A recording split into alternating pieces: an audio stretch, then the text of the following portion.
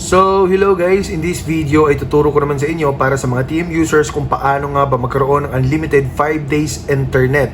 Okay? So, bago natin simulan yan, make it sure na naka-like, subscribe at mag-comment down below ka dahil everyday po kaming namimili ng free load at Gcash dyan sa comment section. Okay? So, para sa mga TM users lamang po itong tutorial na to, dahil lang po natin itong asterisk 143 number sign. Okay? So, pagkatapos nyan guys, ay piliin po natin yung number 10. So dito sa number 10, ito po ay surf. So piliin po natin yan guys. Tapos click po natin yung send para maglo-load po. At piliin po natin itong number 4 para sa super surf. After super surf guys, piliin po natin yung number 2 which is yung super surf 200.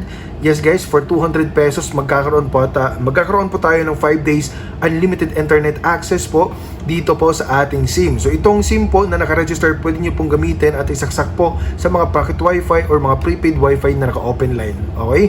So I hope na nakatulong tong video na to. Please comment down below.